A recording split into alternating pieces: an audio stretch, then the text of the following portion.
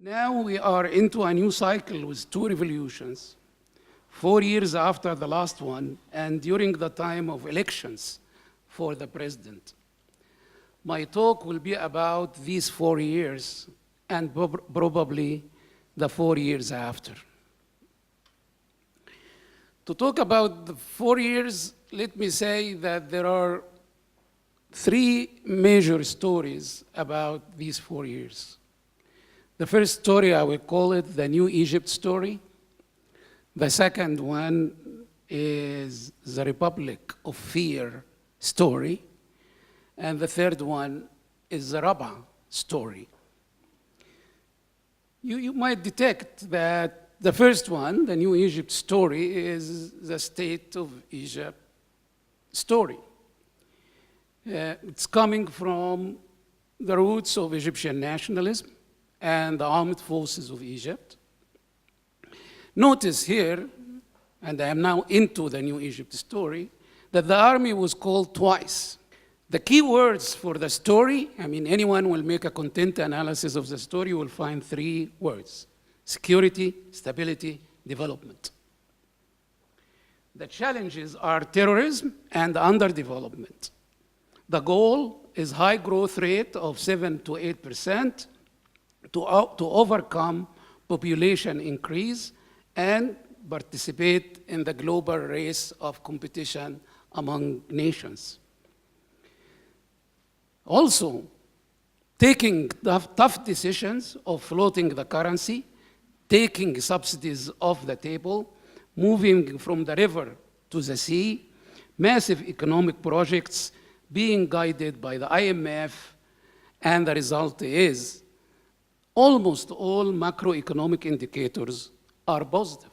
That is the story of a new Egypt, fighting for its soul from being a fascist religious country into being a country that's trying to get into the modern age. Here we got the Republic of Fear story.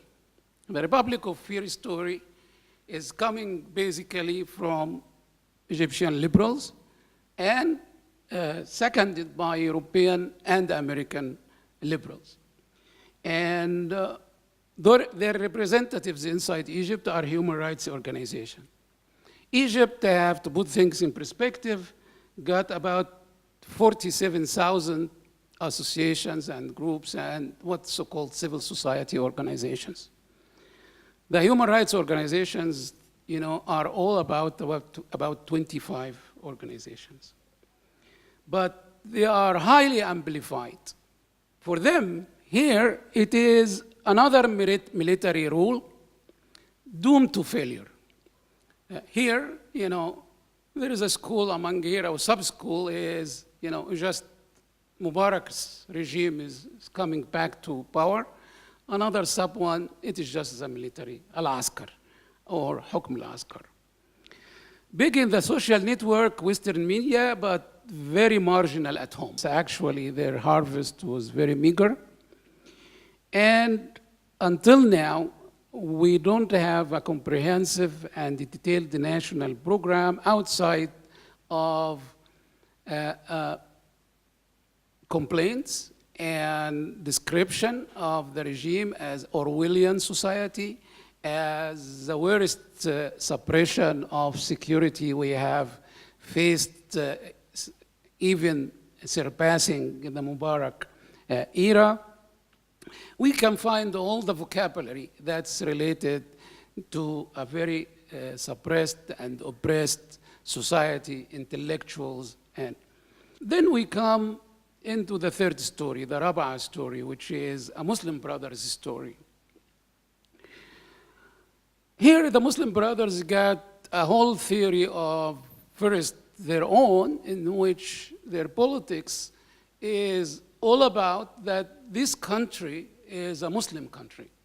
And as being a Muslim country, that is the only thing that's viable to work, since Islam in itself is a religion and a state. Then their perception of what happened is really what it was a break with what is legitimate and what is religiously blessed, and as such, what happened in the June 30th is illegal, and as such, until today, what we have of a kind of a resistance from the people in using violence, because the army is using violence. They are having 3 operations. We can find them in this story. It starts from the Rabaa one, in which, you know, the human rights organization and Watch in the United States got a report, is considered the Bible of this story. What happened in Rabaa. And looking at it as if it is Tiananmen Square in China. And as such, there is about 837 people that was killed in that one.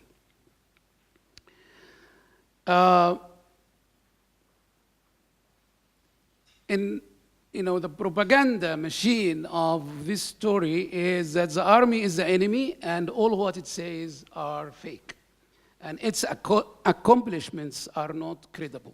So that is the 3 stories that might, you put them together, you got the real story of, if anything can be real story about Egypt and what it is now, which is the election. If you are really lived the first story, you got a lot of hope, a lot of feeling that it is something that we might try.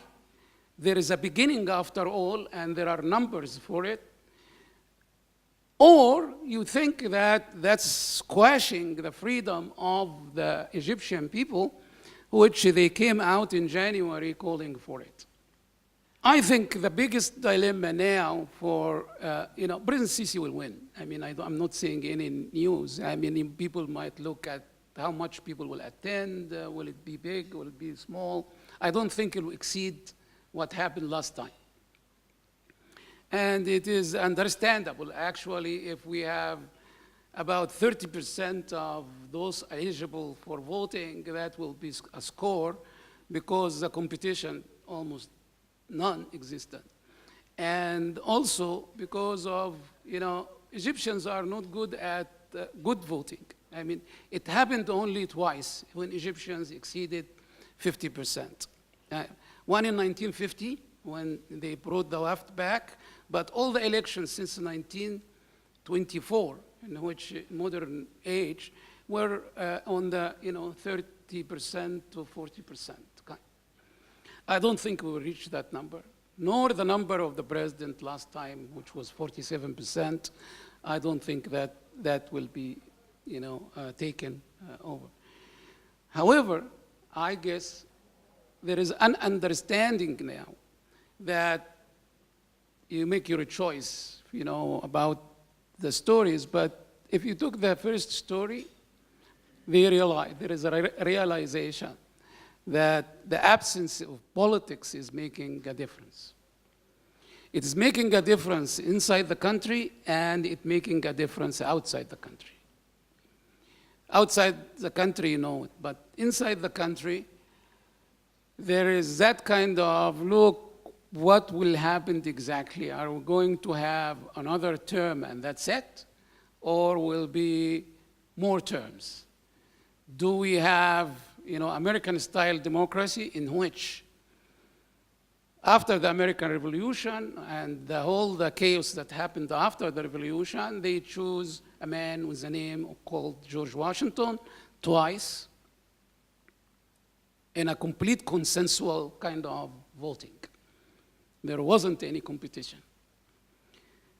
And, or it will be a kind of a Putin or Xi, whatever, Xing, what, in China, here in which we will have something that might continue for more time. That's the choice. I don't think that the Egyptians want it. I don't want it. And I think that, attempts to change that will not be acceptable if it happens. And I don't think it will be put to the table. And thank you very much.